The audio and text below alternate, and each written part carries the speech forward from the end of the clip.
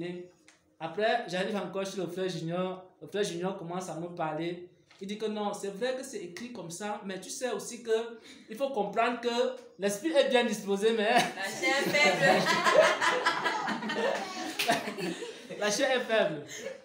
Voilà les arguments des pharisiens. C'est-à-dire, ils justifient le péché que non, l'esprit est bien disposé, mais la chair est faible. Ils ont encore un autre argument, ils disent que non. Nous sommes au ciel. Voilà. Nous sommes encore quand même sur la terre. Donc, doucement. On ne peut pas être saint. On ne peut pas être saint sur la terre. Voilà un peu. Donc, ils vont vous sortir des arguments comme ça. Et si vous n'êtes pas assis, voilà, nul n'est parfait, c'est Dieu seul qui est parfait.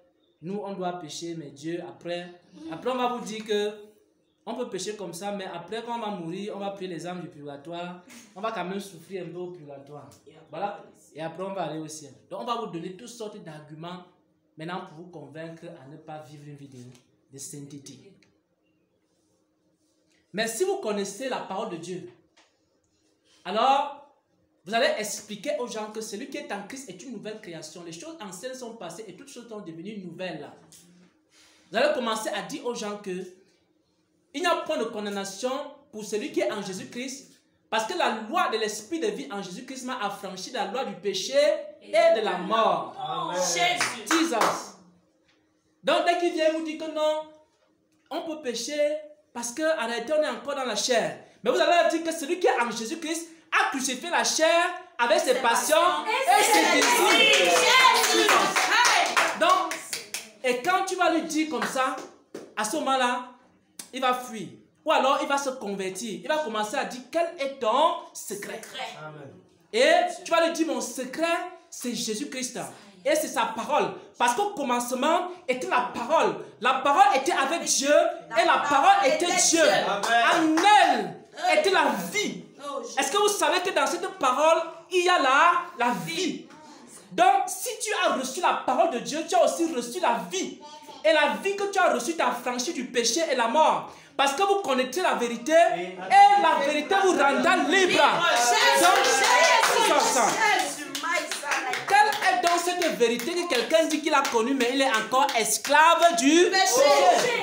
Parce que la véritable vérité vous rend libre, vous affranchit du péché, vous donne la capacité de tenir votre corps sans commettre le moindre péché. Parce que nous marchons sur les traces de Jésus-Christ qui n'avait point péché.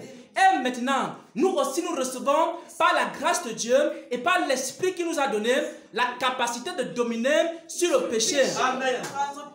Oh Jesus. Et lorsqu'ils vont commencer à vous dire encore quoi, qu'est-ce qu'ils vont encore vous dire? Ils vont vous dire quand même qu'il faut faire les traditions. Il faut quand même faire certaines traditions dans le monde. Et si quelqu'un se trouve dans une entreprise, il peut faire quoi? Il peut quand même un peu tricher dans la comptabilité, dans les comptes de l'entreprise. Vous allez leur dire ceci: ne vous conformez pas au siècle présent, mais soyez transformés par le renouvellement de l'intelligence, afin que vous discerniez quelle est la volonté de Dieu, ce qui est bon, ce qui est agréable et ce qui est parfait. Bien aimé. Donc, c'est pour ça qu'il faut connaître la parole de Dieu. Donc ça sera parole contre parole. Amen. Sagesse contre sagesse. Et à la fin, ils vont venir. Soit ils vont fuir, soit ils vont vous suivre. Amen. Ça c'est la deuxième bataille, je vous dis la vérité. Amen. Cherchez à connaître la Bible, la parole de Dieu. Vous allez gagner cette bataille. Amen. La troisième bataille qu'on va voir, ou alors le troisième procès, c'est le procès de Pharaon. Oui. Gloire à Jésus. Amen. Je vais témoigner parce que concernant le deuxième procès, je me souviens, j'étais à l'école